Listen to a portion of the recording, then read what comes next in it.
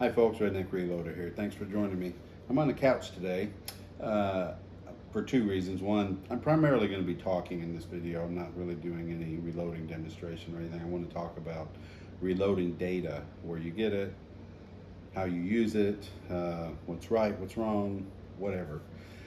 Secondly, I've got my 3D printer running down in the workshop, and although it's not loud, the sound does tend to carry over, so it's a little quieter up here. The reason I decided to make this, I am involved with some loading forums.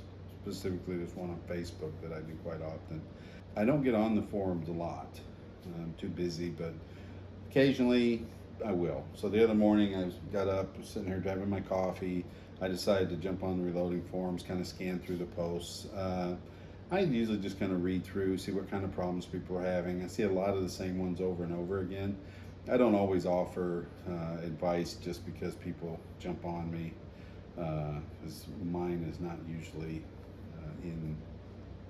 well, it doesn't even matter if it's in with the right crowd or not, because it's like the rest of the country now, and now things seem to be split 50-50.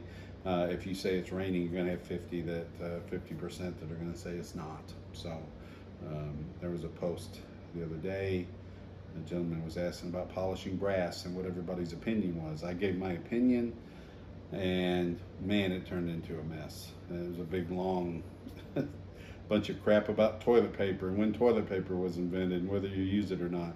I just don't post a lot on there. But what I'll do, if I see a lot of the same thing, I'll make a video about it, because I figure people have that question. This particular forum is a Reloading 101 forum, so it's really geared towards new reloaders, and that's what I try to gear my channel to. So I figure people have questions there, they may have a question that they're looking for a video on. So I saw about 3 posts that were very similar, and they were all, I have this powder, or I have this bullet, does anybody have any loading data for this, or how do I find loading data for this? And so I thought, well, there seems to be a little confusion, there was some questioning about that. So I decided I'm going to make a video about how I use reloading data, what data I use, and where I find it. This is what I do. I'm not telling you what to do. I know I'm going to get flack because I've done it before when I've talked about reloading data, because a lot of stuff I use is older data, and people are always like, you got to use the latest and greatest stuff, and you can't experiment. But to me, reloading is about experimentation, and I think if you look at the old books and look at some of the comments from the manufacturers themselves, they'll tell you that. It's like meatloaf. Your mom might have a meatloaf recipe, and then you get married, your mother-in-law has a meatloaf recipe. They both taste good, different recipes. Which one's right? Depends on whose house you're eating at, I guess. I've got some notes here. I'm gonna open this and I'm gonna refer to these because I tend to ramble sometimes. I know that. So I'm gonna try today to not follow a script, but I had some points I wanted to hit. And so I'm gonna try to stick with that. Where can you get load data? Well, there's a wide variety of sources out there. I'll say most, I can't say every manufacturer has load data, but I think they do. But certainly most manufacturers offer load data. That's both bullet manufacturers and powder manufacturers. Then you also have books. So you have reloading manuals. This is Lyman 46th edition. It's an older book from the 80s. A lot of good information in there. Not just about reloading. Usually about the first half of these books is usually just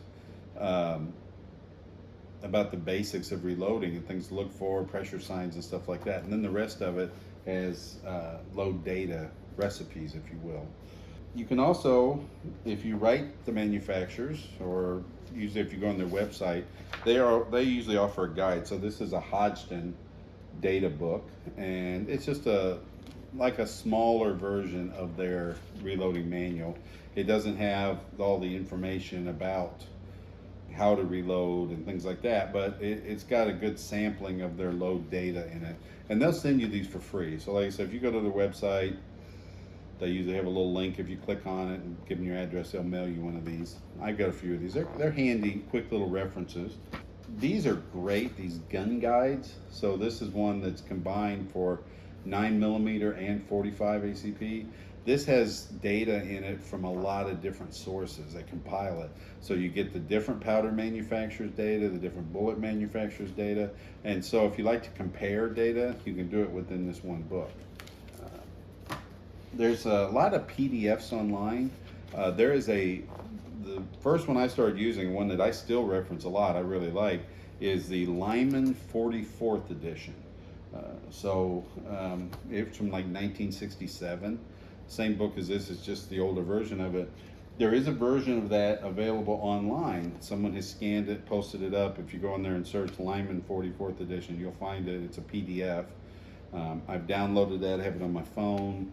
So sometimes I'll just pull that up and do a quick reference to that. There's also some that I've just printed out. So this is a Alliant Reloader's Guide. So kind of similar to this one, but it's an older one. I got this specifically for a specific powder that I have that Lyman doesn't, which I'll talk more about, but Lyman doesn't really put data for it anymore. So I wanted this, so I found this online. I just went ahead and printed it out and bound it up here so I have it. I keep a notebook, so when I'm loading different bullets and trying out different powders and different charges, I'll make notes about that. I'll just say, you know, I tried this, and then I'll go out and shoot them. I'll come back and I'll put a little note, too snappy or not very accurate. And I play around. When I find a load I like, I put it in my book and I highlight it. And so then when I go back, I'll just use that. If I'm gonna load 9mm, if I'm gonna load 124 grain cast bullets for 9mm, I've done a lot of those. You may have seen some of the videos where I was doing the bullet testing. I've got a little pet load I like for that using Tight Group. Got that written in the book. I just go with that. So, and then lastly is actually from the powder itself. Not everybody does this. So this is an Alliant powder, Green Dot, and this doesn't give you any idea of if it's for pistol, for rifle. They just expect you to know that, which you should if you're going to buy it. But a lot of times if you're out, especially nowadays, it's hard to find anything. So you happen to pop into Cabela's or something and they have some powder on the shelf. It might be something you've never used before.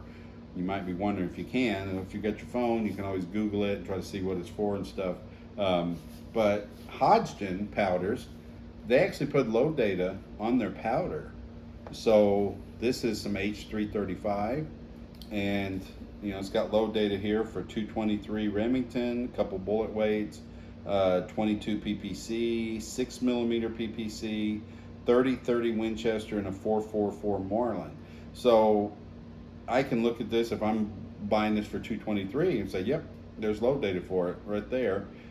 You could use this data for a 25.3 grain charge for a 55 grain spear point.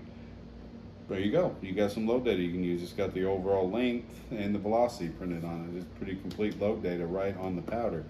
I find it handy, like I said, if it's a powder I'm not familiar with, I can look at that and kind of see if it'll fit a caliber that I'm loading. So I know if I'm loading 30-06, nothing really close to that on here, so probably not going to work, and definitely not for 9mm. This is obviously a rifle powder. So I like the way Hodgdon does that, but they're the only manufacturer that I'm familiar with that does that. So there's a lot of sources you can go to for load data, and I'm going to show you some later in this video if my editing skills are up to it, because I'm going to talk about some specific examples. But now I've kind of told you where you can find data, so how do you use the data? Well, the question to that is, what are you looking for? If you have, let's say, a specific powder, like I have H335, and I want to load something with this, I'm more likely just to go to Hodgdon website because they've got all their data for their powders on there.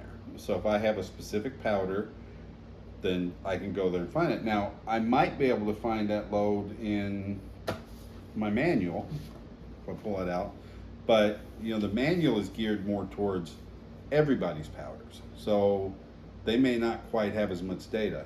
So you might find a 55 grain bullet in there and they have load data for it, but for H335.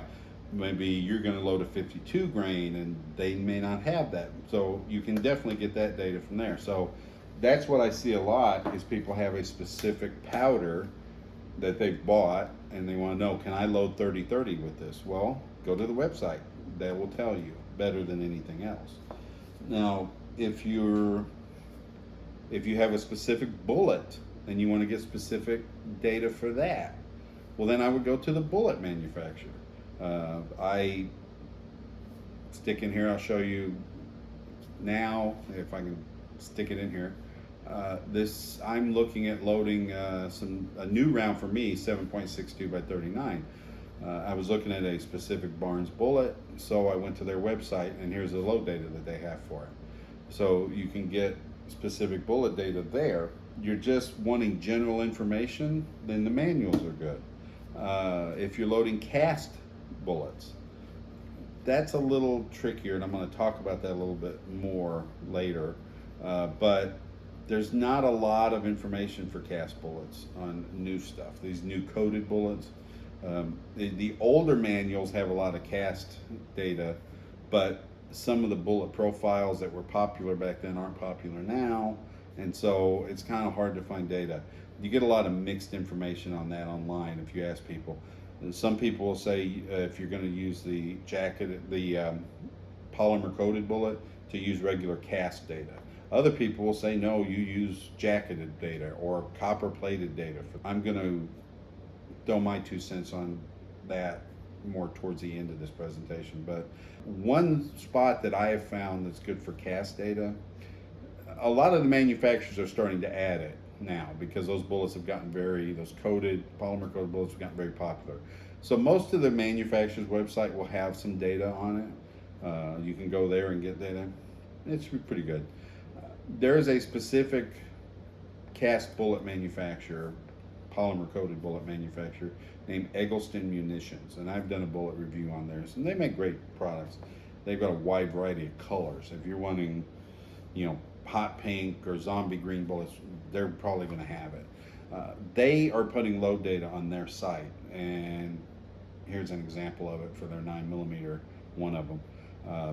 A lot of times if I'm loading coated bullets, I'll just go to their website to get data because it's good data, and they've got for all of their cast bullets. And if you go from Acme to Eggleston to Bayou, pretty much the same bullets. Not saying the manufacturer, I'm saying they're using the same bullet profile and the same coating. They're pretty much the same. 124 grain, round nose, 9mm. They've all got that. So you can use that data, and that has served me well. So, but I'm going to talk, I want to go into some details here and show you a little bit what you're looking at with the load data and some of the differences. And some of the reasons I like the older books more so than the newer ones. During this pandemic, when everything was so hard to get, I was looking for some pistol powder, and I was kind of limited what I could find. I got lucky and got some Tight Group, which I had never really used before. Now, after the last couple of years, I've grown very fond of it. But I also got some Green Dot, which I showed you. Now, usually the same powders are good for shotgun and for pistol. And for years, Alliant had 3 powders that were good for both. They had a number of them. Unique is made by them. Unique is great. That was the first powder I ever used for pistols, and I still use it. But they had Green Dot, Blue Dot, and Red Dot, and those were all good shotgun and pistol powders. They kind of some had advantages over others for different calibers and things. But I was able to get several pounds of Green Dot. Now the thing is, if you go to the Alliant website now, they do not have any pistol information on Green Dot. This is promoted on their site as a shotgun powder. So does that mean you can't use it for pistol? Well, no. My understanding from some articles I read and stuff, what happened was Alliant just came out with some new powders. They bought some companies, acquired some stuff, and all of a sudden they had a large range of pistol powders. So which one do you promote? If somebody calls you and goes, hey, I'm gonna load 9mm, what powder do you recommend? Well, which one are you gonna recommend? So they wanted to narrow that range a little bit. There's a couple ways you can do that. One is just quit making the powder, quit offering it. And then, of course, you lose business that way. These people who buy it can't buy it. They got to find something else. Maybe they'll find another Alliant powder. Maybe they'll find something else. So what Alliant did instead was just one day said, okay, we're not going to put out load data for Green Dot for pistols anymore. Green Dot's going to be a shotgun powder. So if you go to their site, you look for Green Dot stuff, you're going to get a whole bunch of load information for shotguns and then for pistols. And what if you've been using Green Dot for 20 years, load pistols? That mean you have to stop? Well, of course not. You have your load data, you have the powder, go ahead. So I got this Green Dot because I knew I could use it for pistols. It was still left on the shelf, I think, because when all the other pistol powders were gone. And I think that's just because people thought it was a shotgun powder. Newer reloaders stuff didn't understand you can use it for pistol, and it's a good pistol powder. So I got it, but I needed load data for it. So I tend to use older reloading manuals for stuff like that. So that's why I bought this. I've got some other stuff online. That's actually why I printed this out, because this is an older Alliant reloading guide. So this has Green Dot information in it for pistols, and so does this Lyman book. So I've got a couple sources I can go to get load data for Green Dot. So that's an instance where if you have a specific problem, you have to figure out where to get data to get that. In my case, if I want to load pistol with Green Dot, I have to go to older data. Now, the opposite end of that spectrum is I load 40 Smith & Wesson. I've got a couple of 40 Smith & Wessons, and it's one of my favorite rounds to load. And the powders I've got now, well, okay, Green Dot. Can you load 40 Smith & Wesson with Green Dot? In theory you can, but Alliant quit promoting Green Dot as a pistol powder, I'm not sure exactly when, late 80s, early 90s. Well, the 40 Smith & Wesson wasn't introduced until 1990. So there wasn't any published data for Green Dot powder for 40 Smith & Wesson. And likewise, the other pistol powder I use is Tight Group. Well, Tight Group wasn't introduced until the 2000s. So a loading manual from the 80s is not going to have 40 Smith & Wesson data in it. Loading manual from the 90s will have 40 Smith & Wesson data, but it's not going to have Tight Group in it because Tight Group wasn't introduced. So for me to load 40 cal with Tight Group, I need more recent information. So in that case, I just go to the website. I go to Hodgson's website, and I can get all the load data I want there for Tight Group, for 40 Smith & Wesson.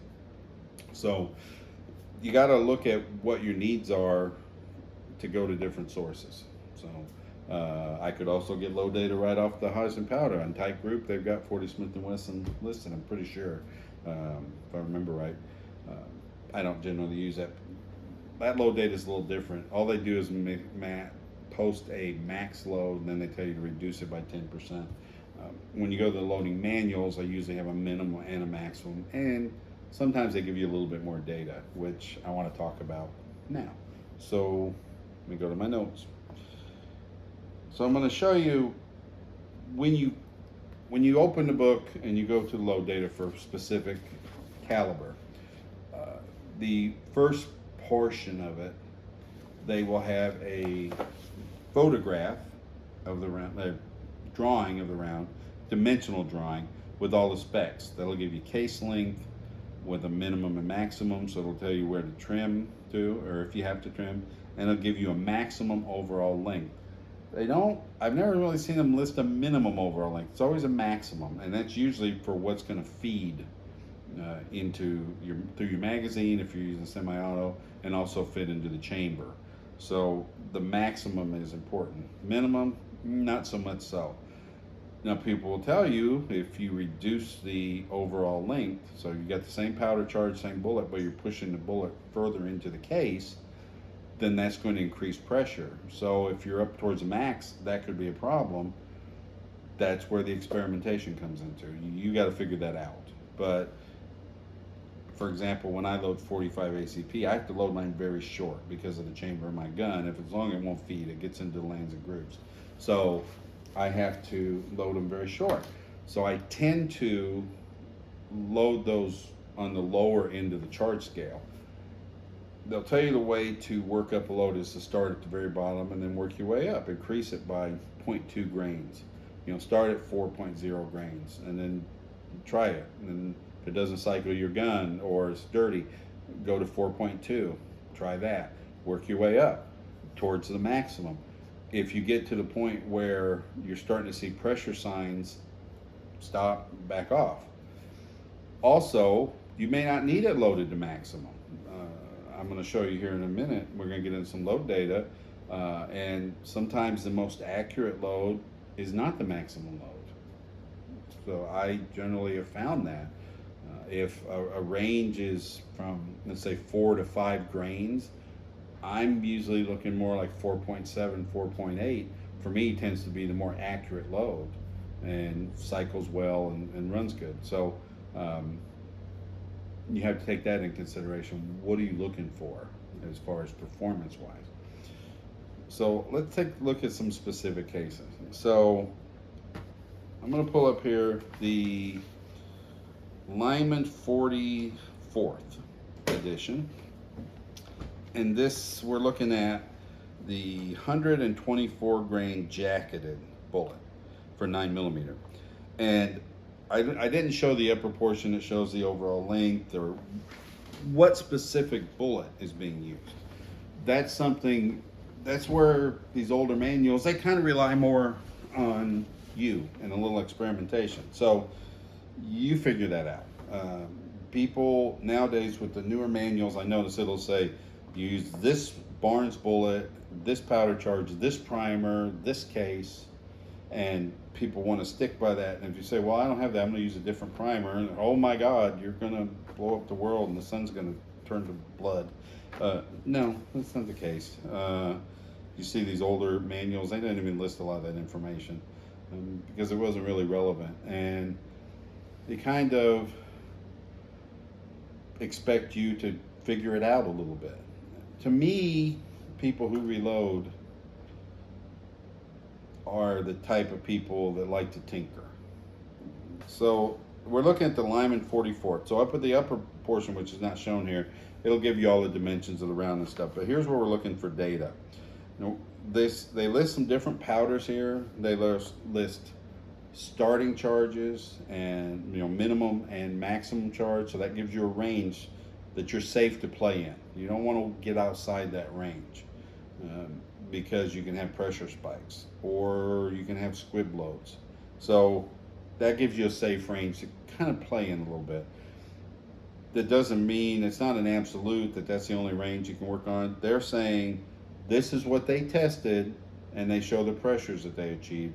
So they're telling you this is a range. The pressures are good for them. As long as you stay within that range, you should be safe.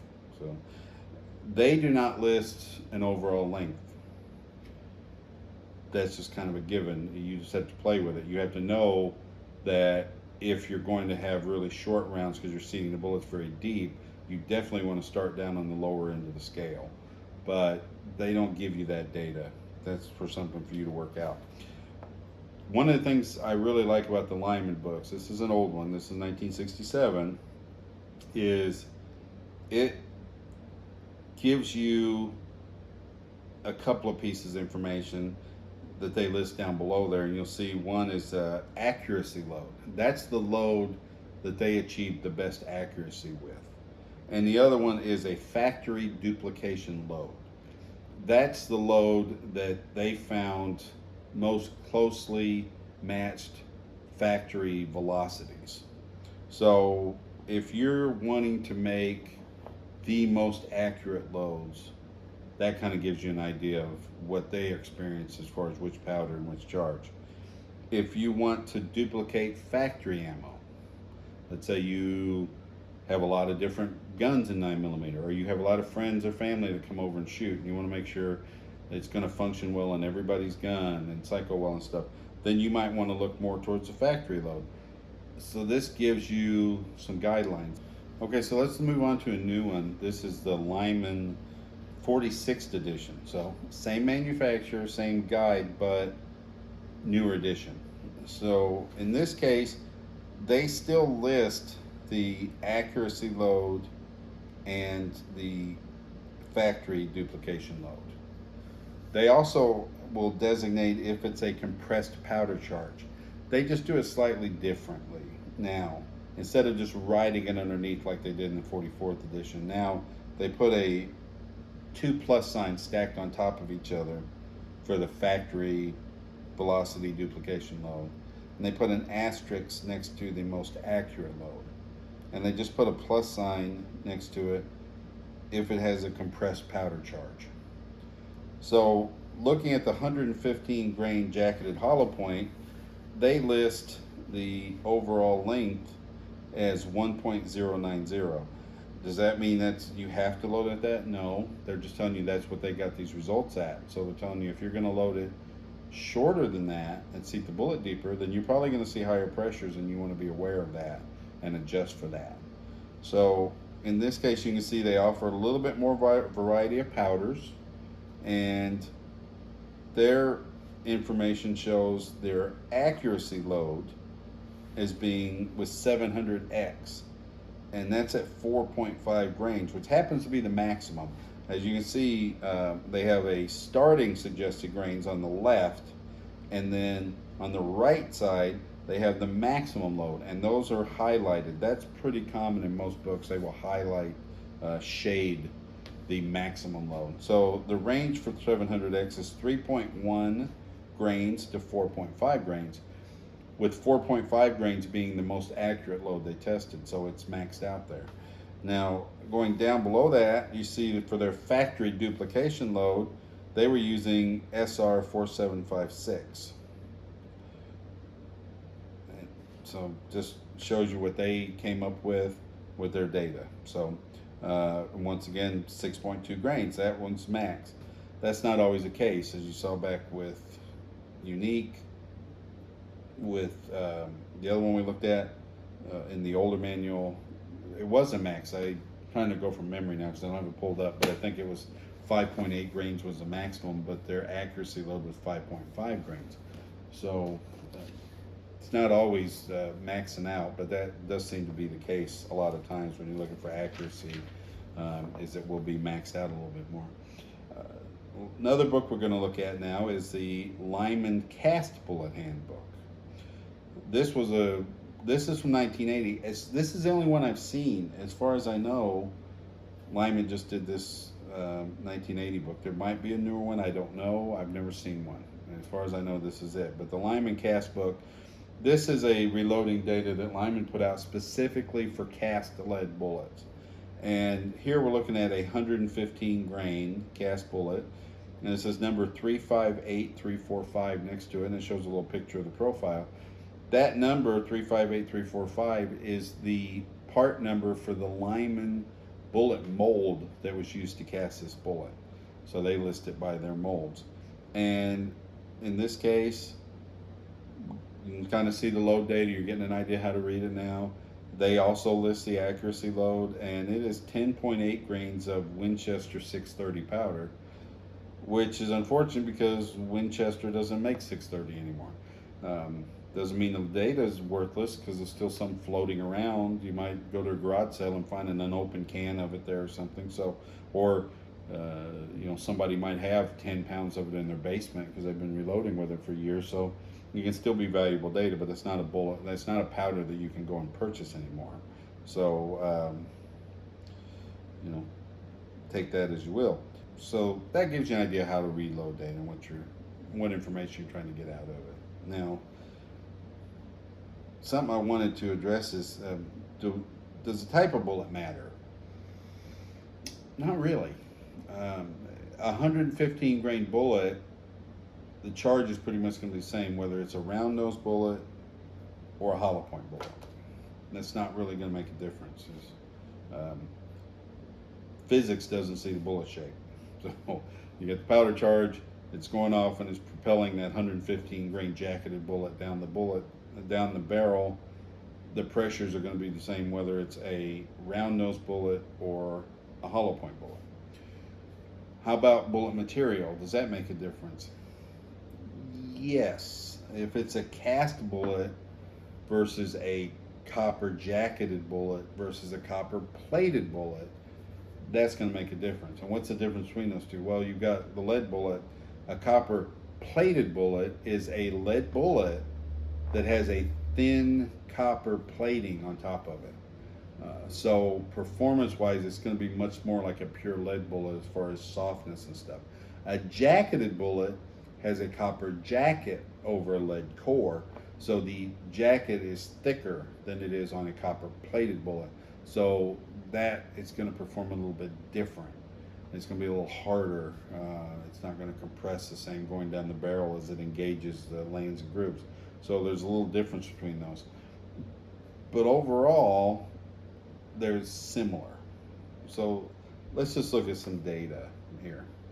So if I look at a 115 grain bullet from the Lyman cast book using Green Dot, it lists the data, the load data, start data at 4.0 grains and the ending data at 5.0 grains. Now, if I look into one of the reloader guides I have here, it's got a 115 grain jacketed bullet. So not a lead, but a jacketed bullet.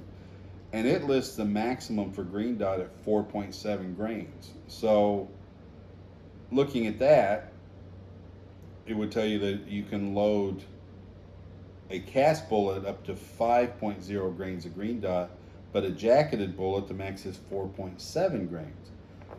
So that would tell you that if you're going to be using a cast bullet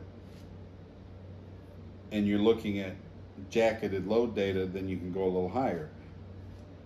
That I wouldn't recommend doing that, but that's what the data tells you. I have heard people state the exact opposite of that and saying that if you're going to use a lead bullet, you have to use a lower powder charge than you do with a jacketed bullet. So they'll tell you if you're loading a 125 grain cast bullet, cast coated bullet, and your load data is only for 125 grain jacketed, then you should lower the powder charge, even though this data tells you the exact opposite of that. So what's right? I don't know what's right for you. You decide. I would hesitate you to get struck with something. When I was in the Army, they used to call it paralysis of analysis, where you spend so much time analyzing data and analyzing the situation, you never act and you never do anything. So a lot of people will recommend to new reloaders get as much data as you can, read as many books as you can, get every reloading guide you can get your hands on, and when you're looking at stuff, compare data. I don't find that very useful myself, because it's really hard to compare data and come up with anything consistent. So if you got this data over here and it says your max charge for this bullet is 5 grains, and then you got this data over here and it says the max charge for the same bullet is 5.2 grains, does that mean if you're loading at 5.1 your gun's going to blow up? Depends on which book you read that day. So I like to kind of get some data I trust, and I just kind of stick with that, and then I work within the range. And I personally very rarely load up to maximum loads anyway. As I said, I've usually found that my most accurate loads are maybe 2/3 of the way up the scale from minimum to maximum, just as a general rule of thumb. So if it's 4.0 to 5.0 grains, I'm usually going to be loading like 4.7, 4.8. For me, I found the best performance there. So I don't worry so much about the max. If this one says 5.0 and this is 5.2, if I'm loading at 4.8, it doesn't really matter. But I wanted to read something to you. This is from the Hodgdon website, and it's what they have to say on the matter. And I figure, rather than me trying to paraphrase it, I'll just read kind of what they say about it. Not the whole thing, but just some excerpts here. So, Hodgdon Powder Company provides reloading data that covers most bullets available today. However, Because there are so many bullet shapes, styles, and construction configurations, we cannot create data for every single one. If you cannot find your particular bullet in the reload data, there is good news. We provide data in enough variations in most calibers to give you a safe alternative. Current rifle bullets are constructed with a jacketed or lead core or single material such as all copper. Bullets with lead cores typically display lower pressures than bullets of all copper or gilding metal structure. As such, we show data for both style bullets in a given weight as often as possible. For example, should you have a Hornady GMX solid core hunting bullet, but our data for that weight bullet only shows a Speer lead core bullet and a Barnes all copper TSX bullet, use the data for the Barnes bullet. The GMX and TSX bullets, being of similar metals and shape, can utilize the same data. Pistol bullets create the same situation, having even more changes in shape and type. There are lead bullets, copper plated lead bullets, copper jacketed lead core bullets, and frangible bullets. Forget about frangible bullets because they use all different data. Lead bullets and copper plated lead bullets yield very similar pressure and velocity results. So when the weights are the same data may be used for each. So whether you have a polymer coated bullet or a copper plated bullet, same grain, you can use the same data. Jacketed lead core bullets come in a wide variety of configurations. Jacketed hollow points and jacketed flat points of the same weight use the same data. Round nose, lead core, full metal jackets of the same weight can also use the same data.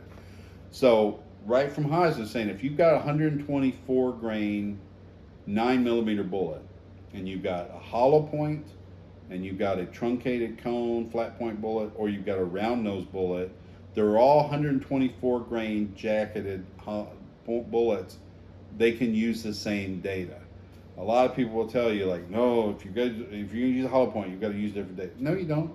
It's physics. 124 grain bullet is going to move the same.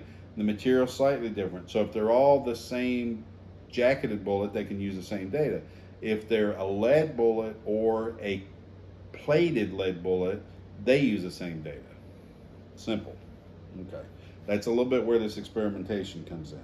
So in conclusion, bullets with similar shapes and construction materials will utilize the same data. And above all else, work up your loads by starting with beginning load and increase in small increments, watching for case head pressure signs and stiff extraction. So right from the Hodgson site, they'll tell you that there's a little experimentation going on there. But if you're using a 124 grain jacketed bullet and well, okay, you're going to use a Barnes bullet, but you've got, somebody else's over here, Everglades or something. Same data, it doesn't matter. So don't listen to people who tell you that, no, you have to have that specific. No, you don't. I hope this has cleared you up and hasn't made things even more confusing for you. I know my brain gets scattered sometimes and I should probably script these videos out and follow a script, but I just kind of like to talk from the cuff. I know what I want to cover. I know sometimes I might go off in left field and have to get back on. It's like I'm going down the interstate. I might get off and exit for a minute, but I always get back on. And I know it might be a little maddening sometimes. I see a lot of comments saying I'm long-winded and stuff. It's just me. If you don't like it, don't watch it. But I just try to give information and try to cover it. So I hope this has helped you. If you have any other questions or anything about reloading, message me. I'll be happy to respond. I always do. I don't have such a big YouTube following that it's all day long answering messages. You guys are a very small group and I respond 100% of the time when people reach out to me, so feel free to do that. But God bless. Be safe out there.